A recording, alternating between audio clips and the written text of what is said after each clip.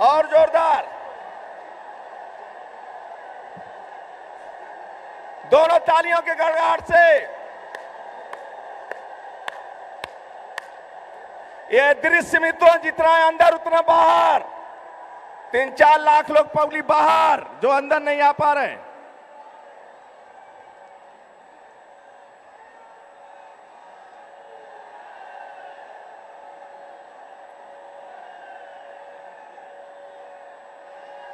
अपने प्रदेश के लोकप्रिय अध्यक्ष आदरणीय केशव मौर्य जी से अनुरोध करूंगा कि माननीय मोदी जी को गुच्छ पुष्प देकर सम्मानित करें।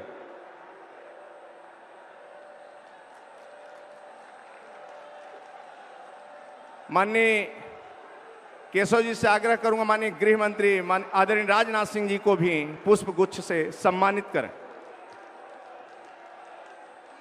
नारा लगता रहा मित्रों, लगना चाहिए, स्वागत हो रहा है।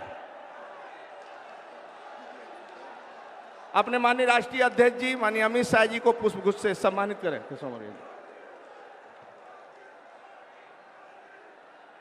प्रदेश के महामंत्री आदरणीय पंकज, सभी महामंत्रियों से आग्रह करूंगा कृपया बड़े माला से माननीय मोदी जी का स्वागत करें। साथ में प्रदेश अध्यक्ष माननीय आदरणीय केशव जी।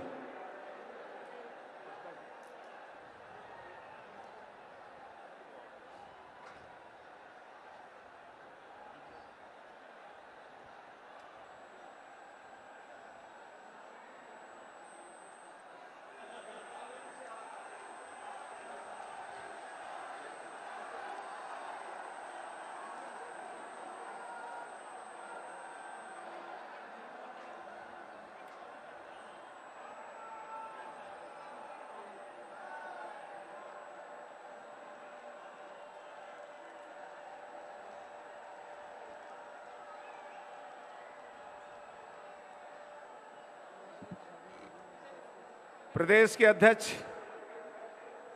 आदरणीय केशव मौर्य जी से आग्रह करेंगे कि आवें और स्वागत भाषण प्रस्तुत करें। आदरणीय केशव जी तेजी के साथ। भारत माता की। जरा दोनों हाथ ऊपर उठा करके बोलिए, भारत माता की, भारत माता की जय श्री राम। भारत के यशस्वी प्रधानमंत्री, जन जन के नायक, उत्तर प्रदेश के माननीय सांसद, प्रधानमंत्री माननीय श्री नरेंद्र मोदी जी,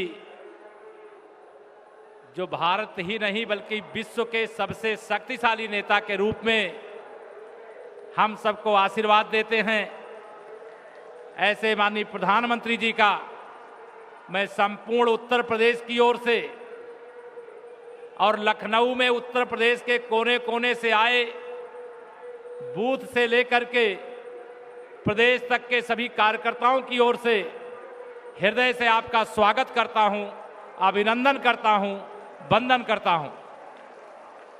मंच पर विराजमान भारतीय जनता पार्टी, जो विश्व की सबसे बड़ी पार्टी है, के राष्ट्रीय अध्यक्ष और हम सबके नेता, जिनका उद्बोधन आप सब सुन चुके हैं, माननीय श्री अमित शाह जी का भी मैं संपूर्ण उत्तर प्रदेश की ओर से, संपूर्ण उत्तर प्रदेश भारतीय जनता पार्टी की ओर से बहुत बहुत स्वागत करता हूं। मंच पर विराजमान लखनऊ के लोकप्रिय सांसद, उत्तर प्रदेश के पूर्व मुख्यमंत्री, पूर्व राष्ट्रीय अध्यक्ष माननीय श्री राजनाथ सिंह जी का मैं इस लखनऊ की धरती पर उत्तर प्रदेश भारतीय जनता पार्टी की ओर से हृदय से स्वागत एवं अभिनंदन करता हूं। मंच पर विराजमान आदरणीय दीदी उमा भारती जी, आदरणीय कलराज मिश्र जी और प्रदेश राष्ट्रीय उपाध्यक्ष और प्रदेश के प्रभारी माननीय श्री ओम प्रकाश माथुर जी का, और मंच पर बैठे हुए आदरणीय माननीय रामलाल जी सहित सभी वरिष्ठ हमारे केंद्र सरकार के मंत्री सभी माननीय राष्ट्रीय पदाधिकारी, प्रदेश पदाधिकारी और मंच पर विराजमान सभी वरिष्ठ नेताओं और सामने बैठे हुए लाखों की संख्या में कार्यकर्ताओं का मैं बहुत बहुत स्वागत अभिनंदन करता हूं। क्योंकि हम सबको माननीय प्रधानमंत्री जी को सुनना है। 2017 में उत्तर प्रदेश के अंदर जो शुरू हो गया है, भारत चुनाव होने जा रहे हैं, सपा बसपा को उखाड़ फेंकने का संकल्प अनेक कार्यक्रमों के माध्यम से आप सब लोगों ने लिया है। आज यहां मैं शायद यह कह सकता हूं पूरे विश्वास के साथ कि कोई उत्तर प्रदेश का ऐसा बूथ नहीं होगा जिस बूथ का प्रतिनिधि स्वरूप यहां पर हमारा कार्यकर्ता आज उपस्थित नहीं हुआ है। मैं कार्यकर्ता बंधुओं को इतना ही विश्वास दिलाना चाहता हूं, कार्यकर्ता का सम्मान भारतीय जनता पार्टी की सर्वोच्च प्राथमिकता है। मैं सभी कार्यकर्ताओं को यह भी मैं जानता हूं, उत्तर प्रदेश के अंदर सपा और बसपा की लगातार सरकारों में हमारे कार्यकर्ताओं के खिलाफ फर्जी मुकदमे लिखे जाने के बहुत काम हुए हैं। मैं आप सभी कार्यकर्ताओं को विश्वास दिलाना चाहता हूं, जो असली अपराधी थे सपा बसपा के, उनके खिलाफ तो मुकदमे लिखे गए क्या? नहीं लिखे गए। लेकिन जब भारतीय जनता पार्टी की सरकार आएगी तो असली अपराधियों के खिलाफ जरूर मुकदमे लिखे जाएंगे, और चाहे वो सपाई हो चाहे बसपाई हो, उनको जेल की हवा भी खाना जरूर पड़ेगा। मैं आप सब लोगों के सामने आज यही संकल्प कराने के लिए कि आप सब अपने अपने बूथ पर कमल खिलाएंगे, दोनों हाथ ऊपर उठा करके तालियों की गड़गड़ाहट के साथ संपूर्ण राष्ट्रीय नेतृत्व है और जोर से गड़गड़ाहट के साथ कमल खिलाएंगे।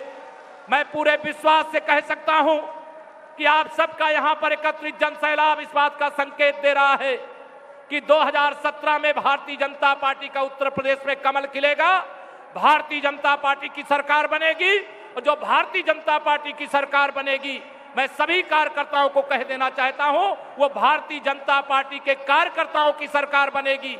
कार्यकर्ता का सम्मान सर्वोच्च प्राथमिकता वाला होगा।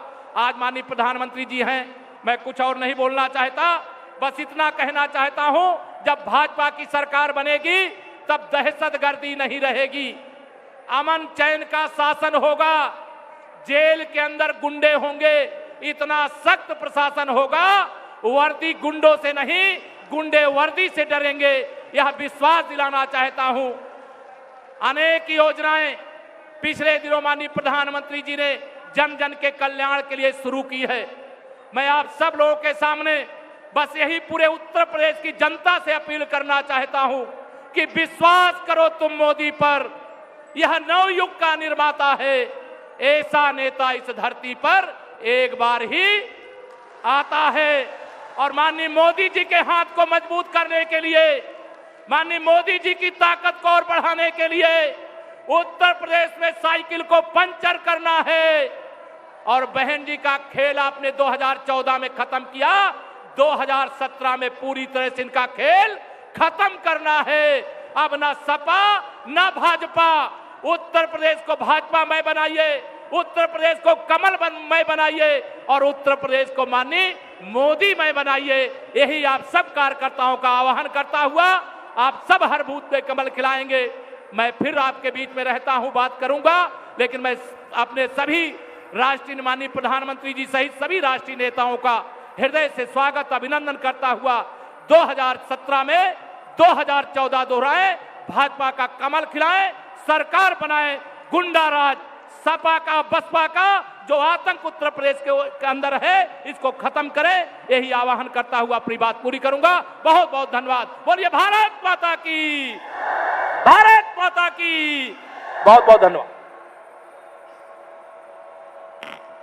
अपने बीच में किसान नेता, उत्तर प्रदेश के पूर्व मुख्यमंत्री, भारत सरकार के गृह मंत्री आदरणीय राजनाथ सिंह जी को सादर आमंत्रित करता हूं, आवें अपना उद्बोधन दें। तालियों के गड़गड़ाहट से स्वागत करें मित्रों।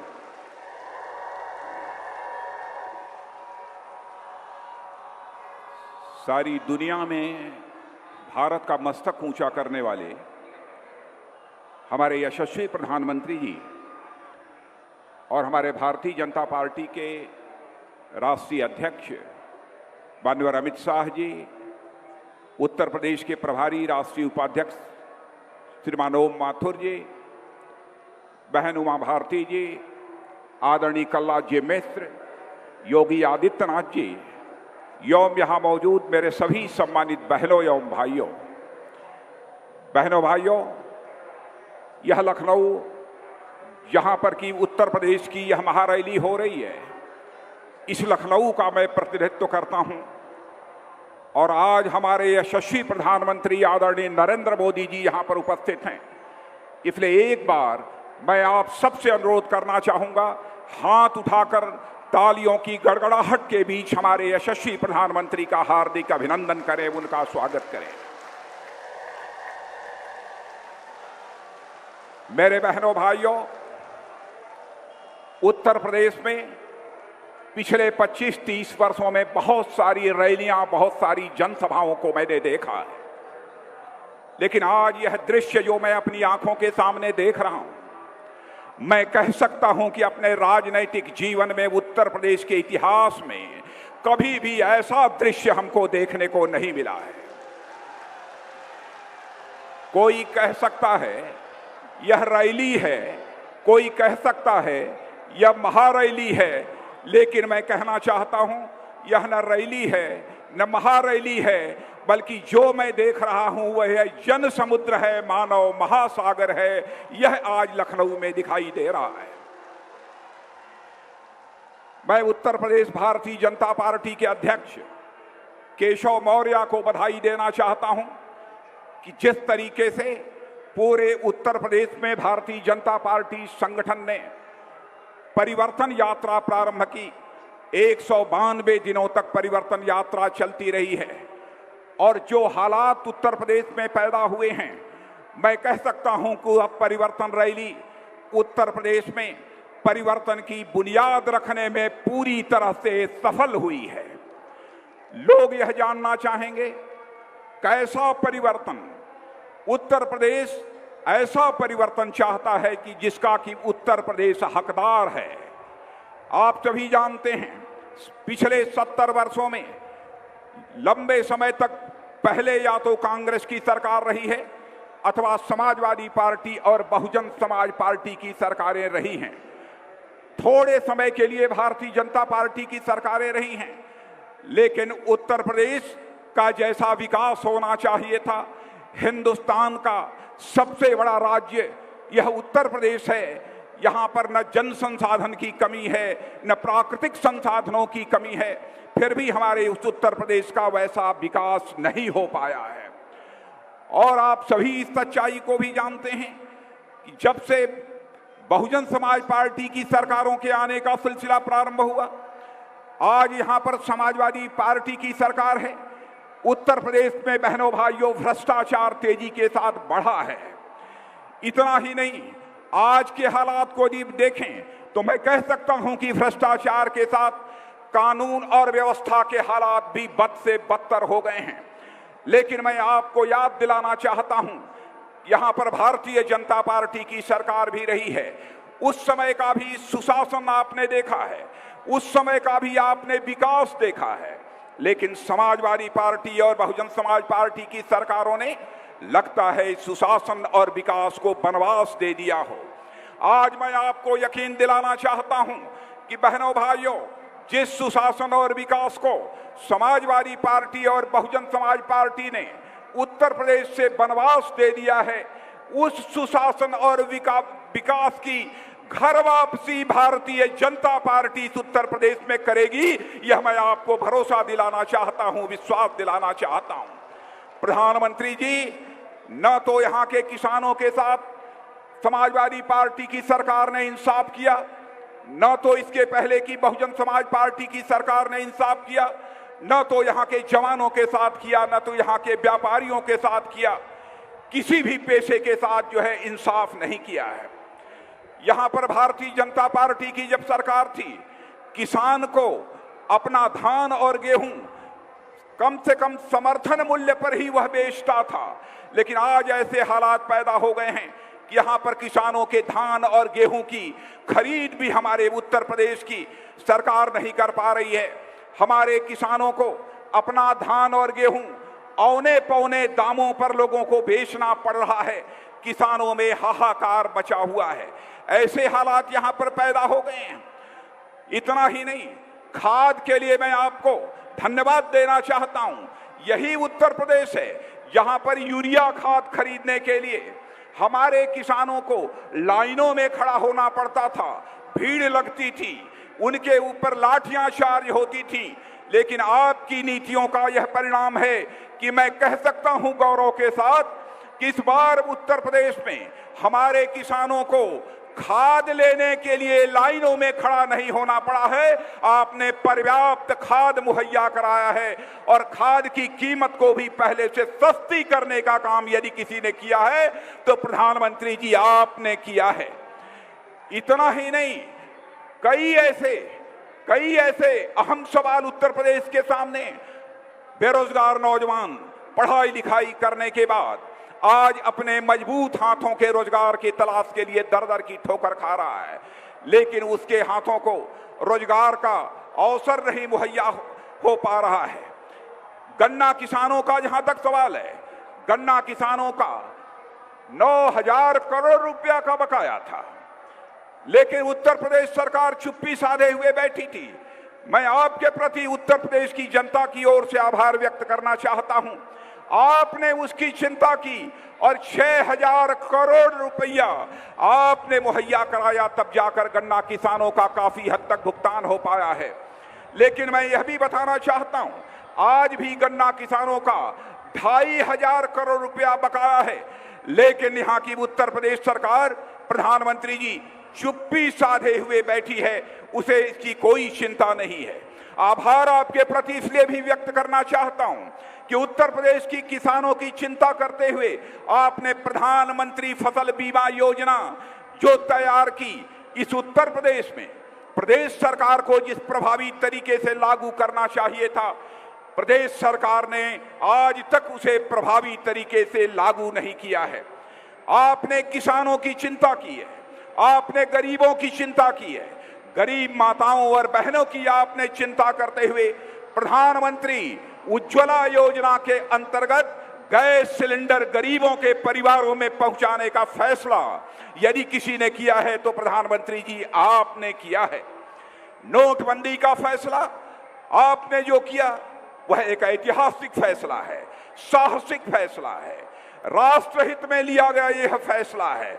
इस पर भी यह लोग सवालिया निशान खड़ा करते हैं।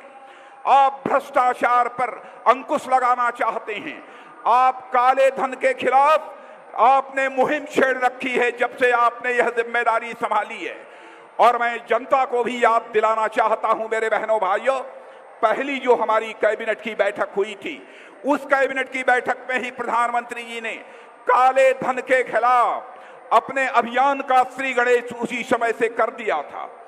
आज कांग्रेस के, समाजवादी पार्टी, बहुजन समाज पार्टी के लोग यह कहते हैं कि यह एनडीए की सरकार ने देश की जनता को लाइन में खड़ा कर दिया है।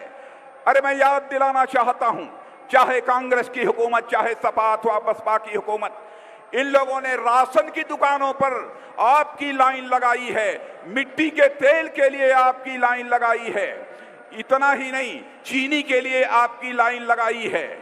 यह तो बराबर आपको लाइन में इन्होंने खड़ा रखा है। टेलीफोन के लिए लाइन में लोग खड़े होते थे, गैस सिलेंडर के लिए लोग लाइन में खड़े होते थे।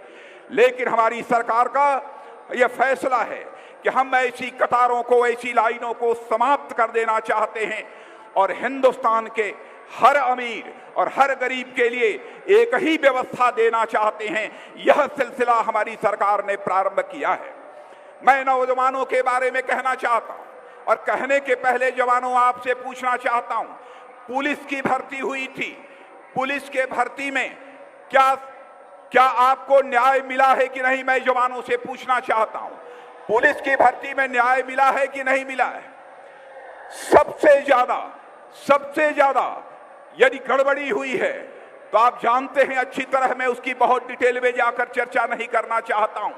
2-3 जिलों तक ही सारे लोगों का चयन पुलिस में हुआ है, लेकिन इंटरव्यू के नाम पर यह धांधली होती रही है। प्रधानमंत्री जी ने फैसला किया है, उत्तर प्रदेश में सरकार बनेगी। बहनों भाइयों, क्लास 4 के लिए अब जो भी नियुक्तियां होंगी, पुलिस कांस्टेबल के लिए जो भी नियुक्तियां होंगी, अब कोई इंटरव्यू नहीं होगा, कोई मां का लाल भ्रष्टाचार करने का साहस नहीं जुटा पाएगा। आपके ऊपर भरोसा करते हुए, आप भारत के नागरिक हैं, आपके ऊपर हमारी सरकार को गौरव है। मेरे बहनों भाइयों, हमारे प्रधानमंत्री ने यह भी फैसला किया है कि हमारे पढ़ने वाले बच्चों को, जवानों को अपनी ही सर्टिफिकेट, अपनी ही मार्कशीट को सत्यापित कराने के लिए, अटेस्ट कराने के लिए कभी अधिकारियों का दरवाजा खटखटाना पड़ता है और कभी एमएलए और एमपी का दरवाजा खटखटाना पड़ता है। तो प्रधानमंत्री जी ने यह कहा, यह कहां का इंसाफ है इस देश के नौजवानों के साथ, जो वह नौजवान भी भारत का नागरिक ही है और उसे नेताओं और अधिकारियों का दरवाजा खटखटाना पड़े। यह फैसला किया, यदि आप अपनी मार्कशीट अथवा सर्टिफिकेट को अटेस्ट कराना चाहते हैं तो मेरे बहनों भाइयों, अब आपको अधिकारियों और नेताओं का दरवाजा नहीं खटखटाना पड़ेगा, बल्कि उस पर आप स्वयं लिख देंगे कि मैं सत्यापित करता हूं और नीचे आप हस्ताक्षर कर देंगे, वह सत्यापित मान लिया जाएगा। इस प्रकार के इतने बड़े बड़े प्रक्रियात्मक परिवर्तन हमारे प्रधानमंत्री ने प्रारंभ किया है। और मैं कहना चाहता हूं कि मेरे बहनों भाइयों, हम लोग केवल सत्ता परिवर्तन नहीं चाहते थे, यही मैदान है। प्रधानमंत्री जी भी चुनाव के दौरान आए थे, मैं भी यहीं पर आया था। प्रधानमंत्री जी ने कहा था, हम केवल सत्ता का परिवर्तन नहीं चाहते हैं, बल्कि हम व्यवस्था का परिवर्तन चाहते हैं। व्यवस्था परिवर्तन का सिलसिला भी इस हिंदुस्तान में मेरे बहनों भाइयों प्रारंभ हुआ है। आज उत्तर प्रदेश में जैसे हालात हैं, सपा, बसपा, कांग्रेस सभी डरे हुए हैं, गठबंधन की जुगाड़ में लगे हुए हैं। सपा में तो दंगल चल रहा है, लेकिन उत्तर प्रदेश की जनता को किसी भी राजनीतिक पार्टी का दंगल नहीं चाहिए। उत्तर प्रदेश में चाहिए तो केवल और केवल मंगल चाहिए, इसके अतिरिक्त उत्तर प्रदेश की जनता को कुछ नहीं चाहिए।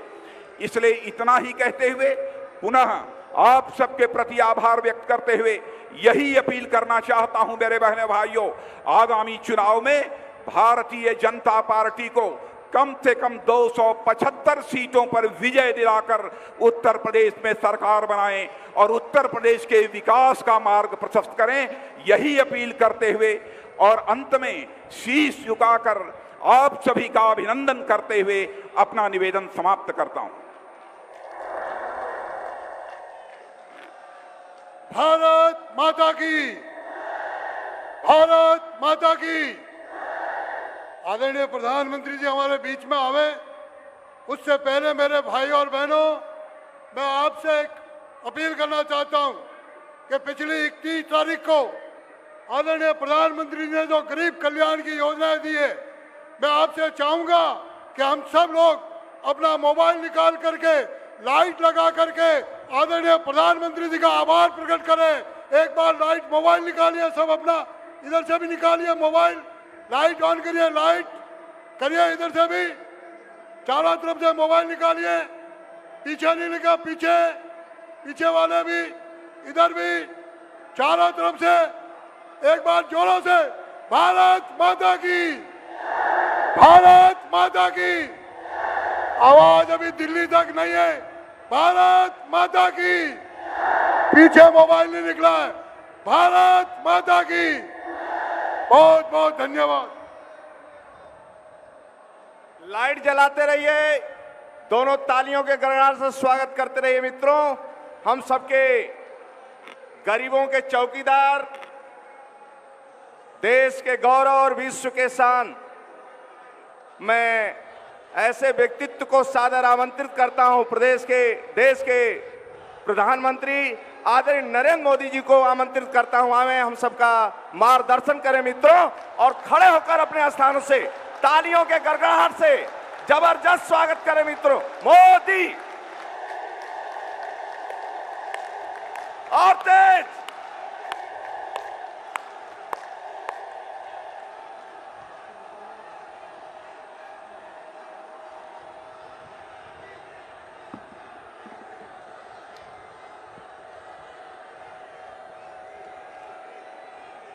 भारत माता की, भारत माता की। मंच पर विराजमान भारतीय जनता पार्टी के राष्ट्रीय अध्यक्ष श्रीमान अमित भाई शाह, हमारे देश के यशस्वी गृह मंत्री और इसी शहर के प्रतिनिधि श्रीमान राजनाथ सिंह जी,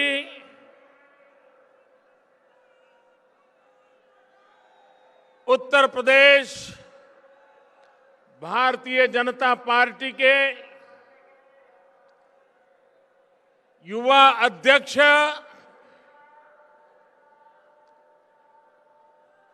श्रीमान केशव जी मौर्य, मंच पर विराजमान सभी वरिष्ठ महानुभाव और विशाल संख्या में पधारे हुए मेरे प्यारे भाइयों और बहनों,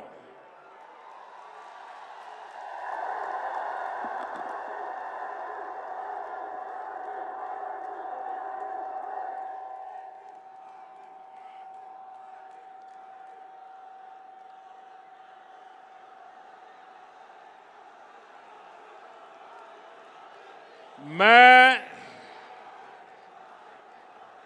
कई वर्षों से राजनीति में हूं। भारतीय जनता पार्टी में राष्ट्रीय स्तर पर संगठन का कार्य करने का सौभाग्य मिला।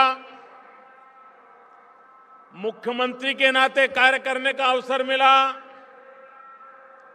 2.5 साल से प्रधान सेवक के रूप में आपकी सेवा करने का अवसर मिला। सैकड़ों रैलियों में संबोधन करने के जाने का अवसर भी मिला। लेकिन मेरे पूरे जीवन काल में इतनी बड़ी रैली संबोधन करने का मुझे सौभाग्य नहीं मिला।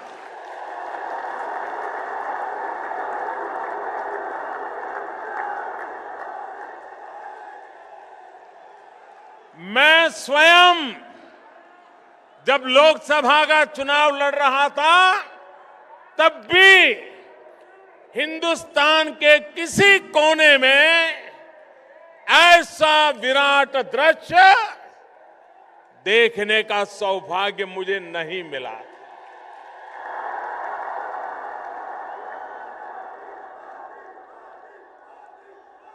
आज सुबह 10 बजे दिल्ली में मेरी एक मीटिंग चल रही थी, तो हमारे एक साथी ने मुझे मोबाइल फोन पर यहां लखनऊ के कुछ पत्रकारों ने जो ट्वीट किया होगा वो ट्वीट दिखाया। उसमें सारे फोटो थे यहां की भीड़ के। तो मैंने ऑफिस के लोगों को बुलाया। मैंने कहा, भाई कहीं गलती तो नहीं हो रही है? ये 10 बजे इतनी भीड़ आ गई है, हमारी तो 2 मीटिंग बाकी है, निकलने का समय देर से है। जरा लखनऊ फोन करके पूछो कहीं हम तो लेट नहीं हो रहे हैं। 10 बजे से भाइयों बहनों इतनी बड़ी तादाद में आप हमें आशीर्वाद देने के लिए आए। मैं आपका हृदय से अभिनंदन करता हूं, आपका आभार व्यक्त करता हूं।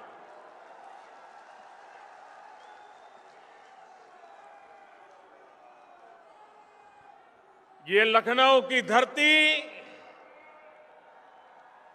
अटल बिहारी वाजपेयी जी की कर्मभूमि है।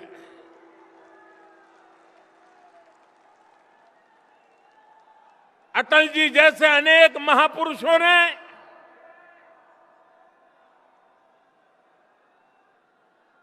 अपनी जवानी इस धरती पर खपाई, पसीना बहाया, रात दिन एक एक करके पूरे हिंदुस्तान में भारतीय जनता पार्टी का वटवृक्ष तैयार किया। अटल जी ने लखनऊ की भी भरपूर सेवा की। लखनऊ के प्रति उनका लगाव, लखनऊ के लिए कुछ करने का उनका अविरत प्रयास, जो आज भी लखनऊ में महसूस होता है। भाइयों बहनों, आज का ये दृश्य अटल जी जब टीवी पर देखते होंगे, उनके लिए सबसे बड़े संतोष की घटना होगी, ऐसा मैं विश्वास से कहता हूं।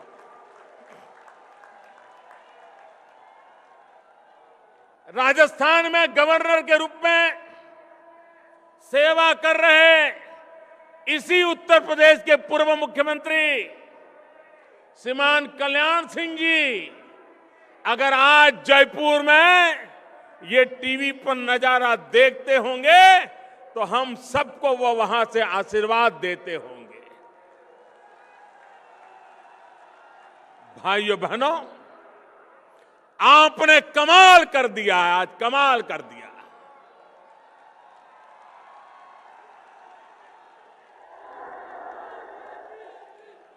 जो पॉलिटिकल पंडित हैं, चुनाव के हिसाब किताब लगाते हैं, उत्तर प्रदेश का चुनाव किस दिशा में जाएगा, उसका हिसाब किताब जो लगा रहे हैं, ये रैली देखने के बाद अब किसी को मेहनत नहीं करनी पड़ेगी कि चुनाव में होने वाला क्या है।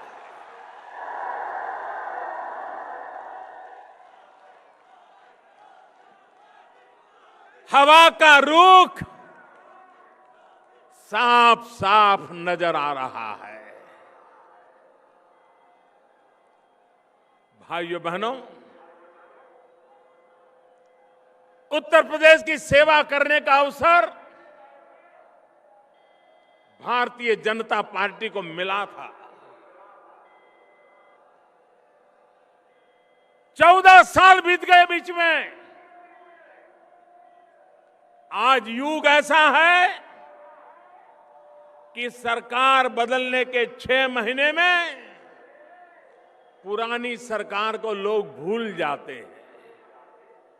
लेकिन आज मैं बड़े गर्व के साथ कह सकता हूं, बड़े संतोष के साथ कह सकता हूं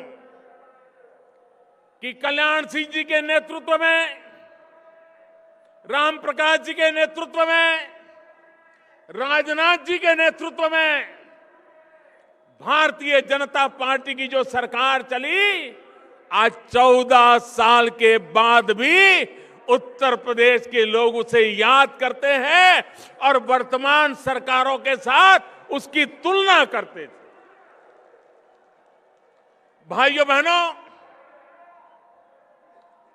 कुछ लोग कहते हैं, मैं भी 2-3 दिन पहले टीवी पर मेरी नजर गई और वो कह रहे थे बीजेपी का 14 साल का वनवास खत्म होगा।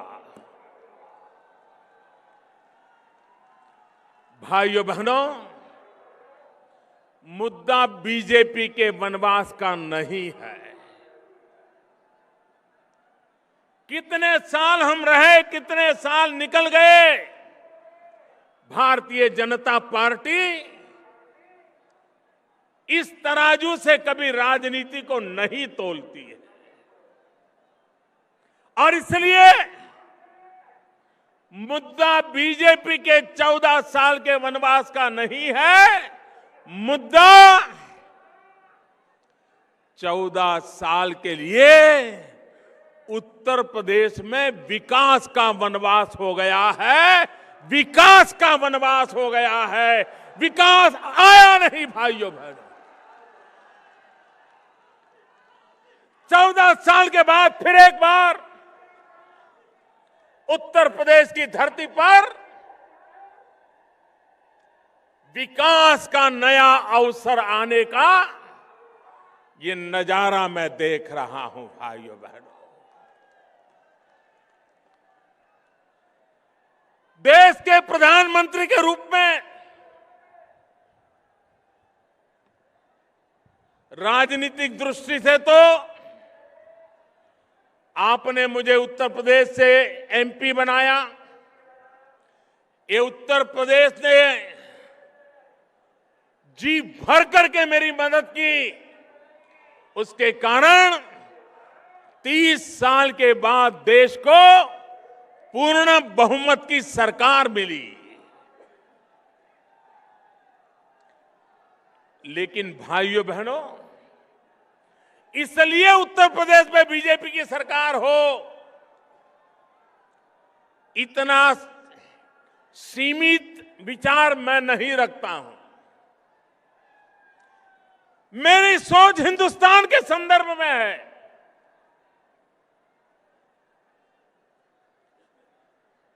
हम चाहते हैं हिंदुस्तान आगे बढ़े।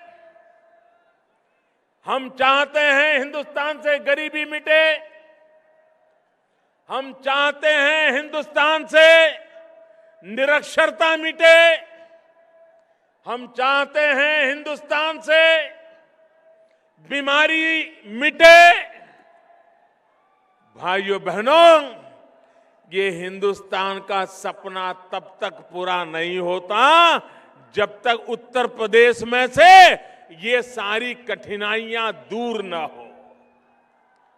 और इसलिए हिंदुस्तान का भाग्य बदलने के लिए पहली शर्त है कि हमें उत्तर प्रदेश का भाग्य बदलना पड़ेगा। और इसलिए भाइयों बहनों, भारत को आगे बढ़ना है तो उत्तर प्रदेश का आगे बढ़ना बहुत आवश्यक है। भाइयों बहनों, उत्तर प्रदेश के लोग राजनीतिक दृष्टि से बहुत ही समझ रखने वाले लोग हैं। उनकी विवेक बुद्धि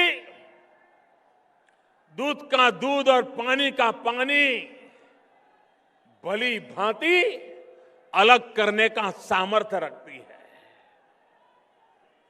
भाइयों बहनों, किसी समय जरूरी रहा होगा जात पात के प्रभाव, किसी समय आवश्यक रहा होगा अपने पराये का खेल। ये सब आप देख चुके हैं। उत्तर प्रदेश की जनता ये सब कुछ सहन कर चुकी है।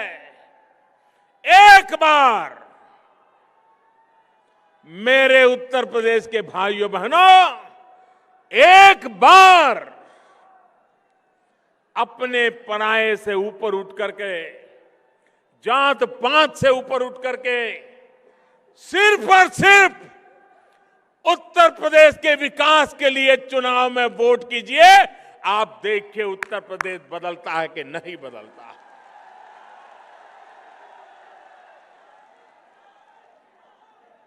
और इसलिए भाइयों बहनों, मैं उत्तर प्रदेश से एमपी हूं। यहां कैसी सरकारें चलती हैं मैंने अनुभव किया है। मैंने कभी सोचा नहीं था कि सरकार ऐसे भी हो सकती है। बहुत पीड़ा हुई है मुझे। मेरे अपने बनारस क्षेत्र में कोई रोड बनवाना हो, रास्ता बनवाना हो तो तराजू से तोला जाता था कि किस दल के व्यक्ति की तरफ से सुझाव आया है, उसके बाद तय होता था कि रास्ता बने या न बने। अरे राजनीति के आपके विरोध होंगे, राजनीति में आपकी शिकायत होगी, लेकिन रास्ता जब नहीं बनता है तो उस इलाके की जनता को पीड़ा होती है। मेरे सब एमपी दिन रात शिकायत करते थे कि अगर कोई बात बताए, ये उत्तर प्रदेश की सरकार करती नहीं है। किसका नुकसान हुआ? क्या यही खेल खेलते रहोगे क्या? भाइयों बहनों, जब से दिल्ली में हमारी सरकार बनी है, उत्तर प्रदेश सरकार को हर वर्ष फाइनेंस कमीशन के माध्यम से 1 लाख रुपया जितनी रकम खर्च करने के लिए ज्यादा मिली है। 1 लाख करोड़ रुपया कम नहीं होता है। 2.5 साल में 2.5 लाख करोड़ रुपया। भाइयों बहनों, अकेले दिल्ली सरकार के पैसों का अगर सही उपयोग हुआ होता तो आज उत्तर प्रदेश कहां से कहां पहुंच गया होता। लेकिन भाइयों बहनों, यहां पर विकास इनकी प्राथमिकता नहीं। मैं मेरे किसान भाइयों को कहना चाहता हूं, क्या कारण है कि गन्ना किसानों के पैसे इतने सालों तक लटके रहे? हम जब आए तब 20-22 हजार करोड़ रुपया बकाया था। दिल्ली सरकार ने, हम लोगों ने बैठ करके योजना बनाई। परिणाम ये आया कि पुराने बकायों में बहुत एक मात्रा में हम किसानों को पैसा चुकता कर पाए। भाइयों बहनों, उत्तर प्रदेश की सरकार कोई जिम्मेवारी लेने को तैयार नहीं। हाथ ऊपर कर देना और उधर जाकर के किसानों को भड़काना। भाइयों बहनों, 2 दलों के बीच में राजनीति हम समझ सकते हैं, लेकिन राज्य की जनता के साथ राजनीति नहीं होनी चाहिए। देश की जनता के साथ राजनीति नहीं होनी चाहिए। दलों की राजनीति दलों तक सीमित होनी चाहिए।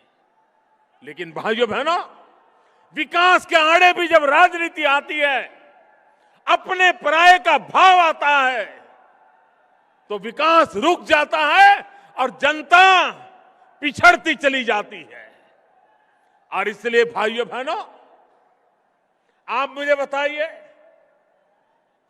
हमारा किसान इतनी मेहनत करे, धान की पैदावार करे, दिन रात लगा रहे, लेकिन जब बाजार में धान आए, दिल्ली सरकार मिनिमम सपोर्ट प्राइस तय करे, राज्य सरकार को कहे कि आप धान की खरीदी कीजिए, भारत सरकार अपनी जिम्मेवारी उठाएगी। आज मुझे दुख के साथ कहना है, मेरे किसान भाइयों बहनों, भारत सरकार से पूरी मदद मिलने के बावजूद भी ये उत्तर प्रदेश की सरकार को किसानों के धान की खरीदी की फुर्सत नहीं है।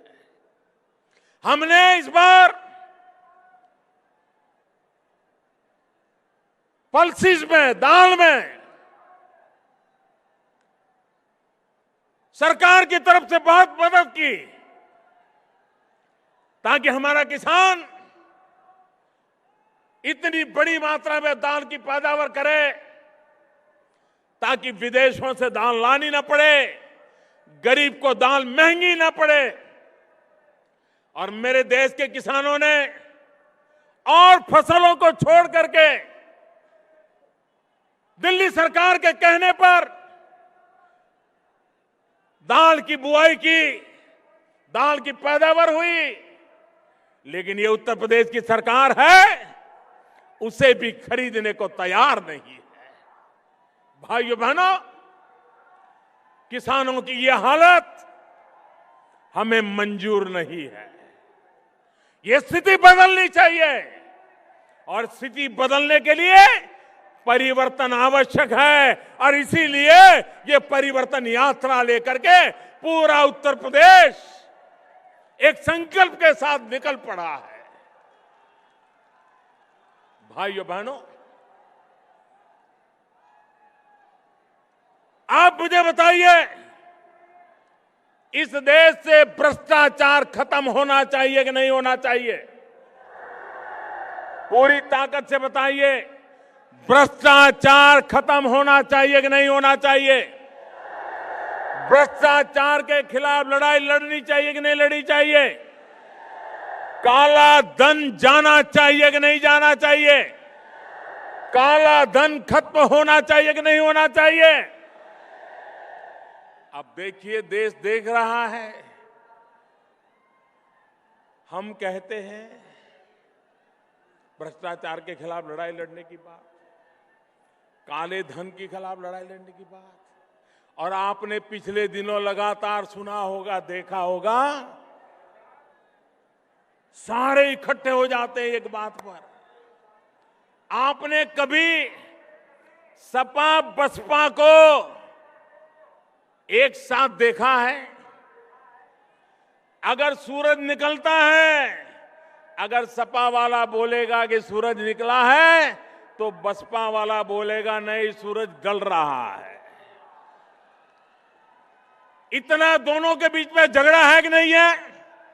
विरोध है कि नहीं है? इतने सालों के बाद एक मुद्दे पर दोनों इकट्ठे हो गए। दोनों इकट्ठे हो गए, दोनों मिलकर के कह रहे हैं कि मोदी को बदलो, मोदी को हटाओ। मोदी कह रहा है नोट बदलो, काला धन हटाओ। निर्णय आपको करना है, निर्णय आपको करना है भाइयों बहनों। वो कहते हैं मोदी हटाओ, मैं कहता हूं काला धन हटाओ। वो कहते हैं मोदी हटाओ, मैं कहता हूं भ्रष्टाचार हटाओ। देश की जनता को तय करना है कि हमें क्या करना है।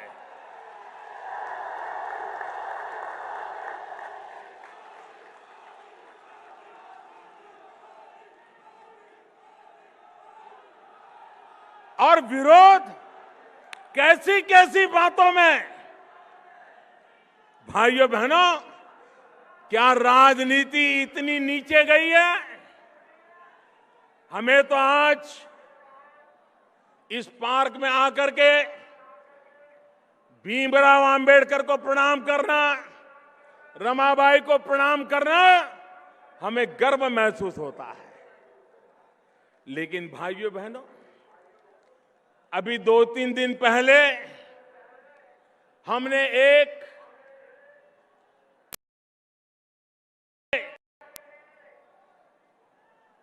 टेक्नोलॉजी के द्वारा रुपयों की लेन देन के लिए भीम नाम की एक मोबाइल ऐप लॉन्च की।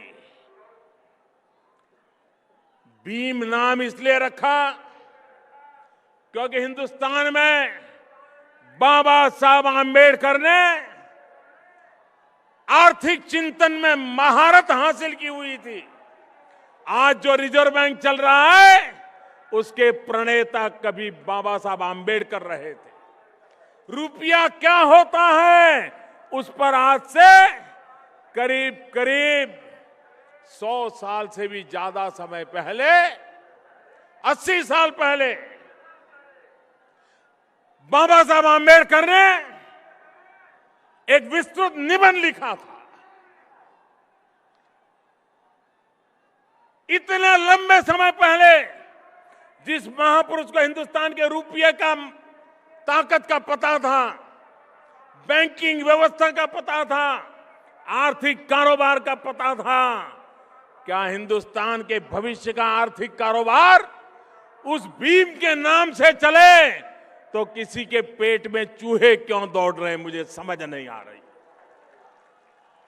मैं चाहूंगा हम गांव गांव घर घर जाकर के लोगों को समझाएं, जिसके भी हाथ में मोबाइल फोन हो भीम ऐप को डाउनलोड करे और भीम को याद करते हुए हर घर में भीम का स्मरण हो। ये करके दिखाएं हम। भीमराव अंबेडकर को इससे बड़ी कोई श्रद्धांजलि नहीं हो सकती। भाइयों बहनों, एक तरफ उत्तर प्रदेश की जनता परिवर्तन के लिए कृत संकल्प है, फैसला कर चुकी है और परिवर्तन निश्चित है। भाइयों बहनों, कुछ दल ऐसे हैं जिनका उत्तर प्रदेश में अता पता ही नहीं है। एक दल ऐसा है जो अपने बेटे को प्रस्थापित करने के लिए पिछले 15 साल से कोशिश कर रहा है, लेकिन अभी तक कहीं दाल गलती नजर नहीं आ रही। दूसरा दल ऐसा है, वो इस चिंता में है कि पैसे कहां रखे, वो पैसे बचाने में लगे हैं। दूर दूर की बैंक खोज रहे हैं, जिन बैंकों में पैसे जमा करके निकल जाए, बच जाए। तो एक दल पूरी तरह पैसों को बचाने में लगा हुआ है और तीसरा दल है जो पूरी ताकत परिवार का क्या होगा उसमें लगे हुए हैं। अब उत्तर प्रदेश की जनता को तय करना है कि पैसे के लिए, पैसों को बचाने के लिए पूरी पार्टी जहां लगी हुई है, वो उत्तर प्रदेश को बचा पाएंगे क्या? जो पूरी पार्टी परिवार के उसमें लपट गई है, क्या वो उत्तर प्रदेश को बचा पाएंगे क्या? भाइयों बहनों, आज एक तरफ पैसे बचाने वाली पार्टी, एक तरफ परिवार में उलझी पार्टी, एकमात्र पार्टी भारतीय जनता पार्टी है जो उत्तर प्रदेश को बचाने के लिए आई है। किसी को पैसे बचाने हैं, किसी को परिवार कब्जे करना है। हम ही हैं जिन्हें सिर्फ और सिर्फ उत्तर प्रदेश बचाना है। और इसलिए मैं उत्तर प्रदेश वासियों को कहने आया हूं कि इस परिवर्तन और आधा अधूरा मत करना। भारी बहुमत से आप भारतीय जनता पार्टी को विजयी बनाइए। आप मुझे बताइए भाइयों, आज देश में सरकार खुद निर्णय कर पाती है कि नहीं कर पाती है? आज इस देश का ऐसा प्रधानमंत्री है, 30 साल के बाद देश को ऐसी सरकार मिली है जिसका हाईकमांड सिर्फ और सिर्फ हिंदुस्तान के 125 करोड़ नागरिक है, दूसरा उसका कोई हाईकमांड नहीं है। किसी के घर जाकर के उसको सर झुकाना नहीं पड़ रहा है। 125 करोड़ देशवासी यही उसके मालिक है, वही उससे जवाब मांग सकते हैं। पहली बार देश को 30 साल के बाद ऐसी सरकार मिली है और उसका कारण आपने पूर्ण बहुमत से सरकार बनाई। उत्तर प्रदेश में भी आधा अधूरा कुछ मत करना, भारी बहुमत के साथ उत्तर प्रदेश में सरकार बनाना, ताकि उत्तर प्रदेश के भाग्य को बदलने के लिए कोई रुकावट ना आए। दिल्ली की ताकत पूरी तरह आपके साथ आए। उत्तर प्रदेश की ताकत जुड़ जाए, देखते ही देखते उत्तर प्रदेश बदल जाए। और इसलिए भाइयों बहनों, मैं आपसे आग्रह करने आया, आप मुझे बताइए, उत्तर प्रदेश में सज्जन नागरिक, ईमानदार नागरिक, सिर्फ अपनी छोटे से परिवार को अच्छे ढंग से गुजारा करने वाला नागरिक, अगर दिन रात उसको गुंडागर्दी का सामना करना पड़े, जमीन हड़प करने वालों का सामना करना पड़े,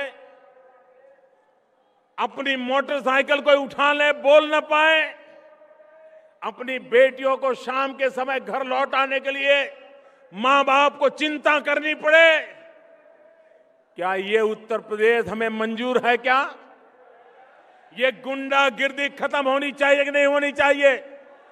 ये जमीनों को लूटने वाले जाने चाहिए कि नहीं जाने चाहिए? सामान्य मानवी को उसको सुख चैन के जीने का हक मिलना चाहिए कि नहीं मिलना चाहिए?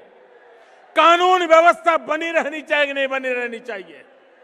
भाइयों बहनों, भारतीय जनता पार्टी ने उत्तर प्रदेश की धरती पर जब सरकारें थी, ये करके दिखाया है। और मैं आपको भरोसा देता हूं, हमें अवसर दीजिए, हम इस गुंडागिर्दी को खत्म करके रहेंगे।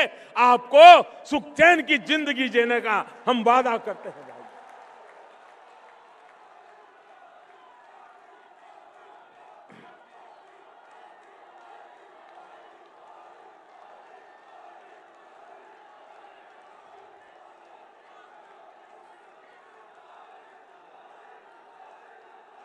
अभी 2 दिन पहले नववर्ष प्रारंभ होने से पहले मैंने दूरदर्शन के माध्यम से देशवासियों को संबोधित किया था। जो भी धन जमा हुआ है, मैंने पहले ही कहा था, ये सरकार गरीबों को समर्पित है। और जब मैंने 50 दिन के बाद गरीबों के लाभ के लिए योजनाएं बनाई, गरीबों के घर के लिए योजना बनाई, प्रसूता माताओं के लिए योजना बनाई, गांव के विकास के लिए योजना बनाई, छोटे छोटे कारोबारियों का कारोबार अच्छा चले उसके लिए मदद की योजना बनाई। कुछ लोगों को इससे भी तकलीफ हुई, मोदी पैसा ले ले तो भी वो परेशान, और मोदी गरीबों को पैसे दे दे तो भी परेशान। इनकी परेशानी भाइयों बहनों इस बात की है कि इनकी कुर्सियां हिल रही हैं, कुर्सियां हिल रही है, इसलिए इनको परेशानी हो रही। ये इररिलेवेंट हो गए हैं।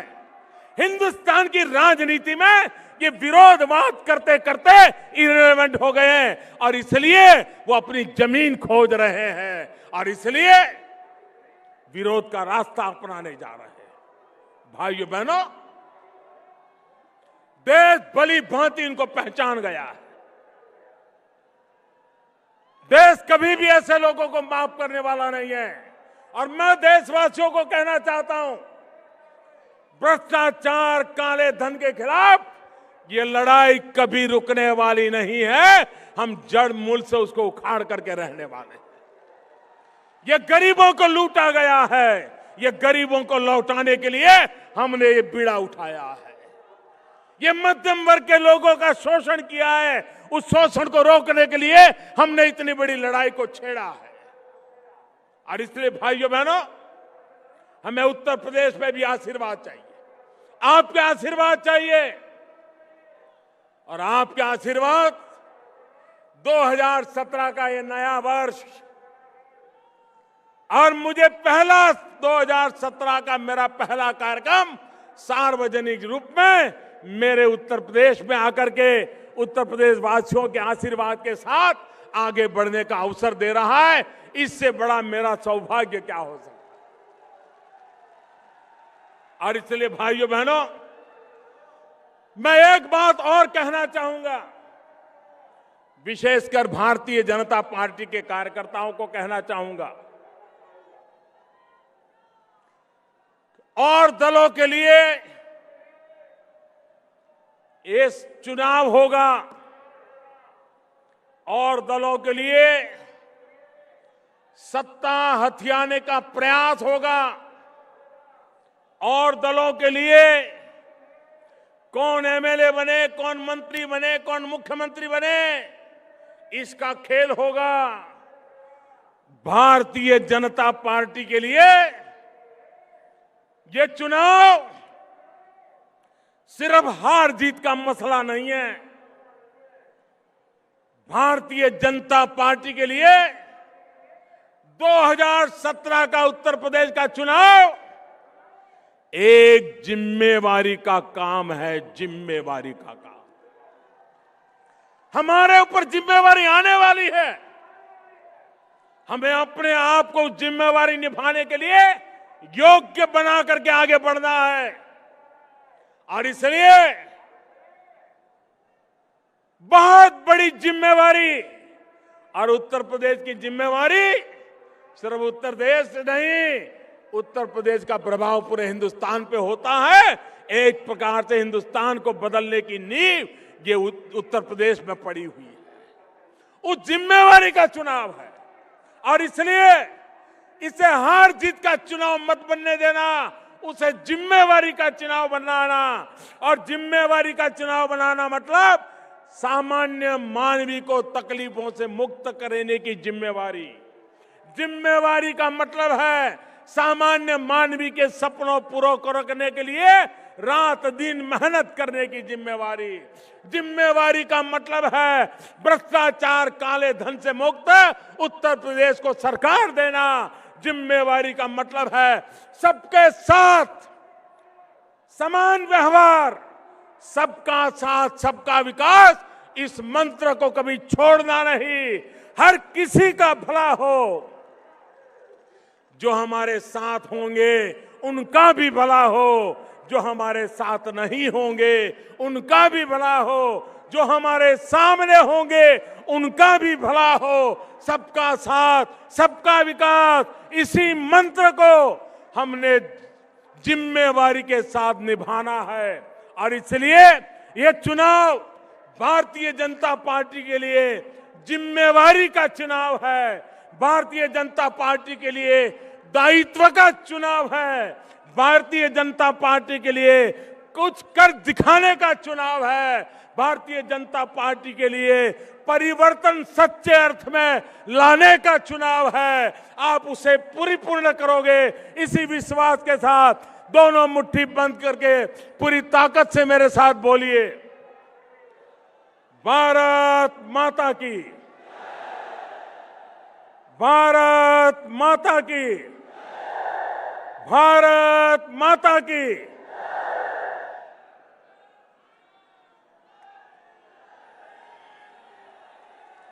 तालियों की जोरदार नारा के साथ मित्रों,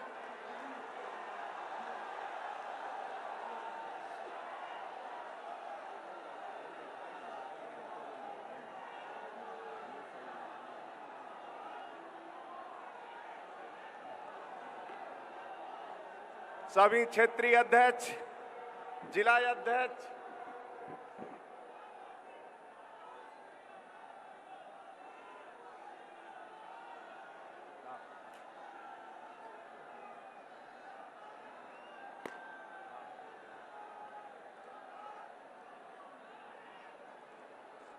ले लिया।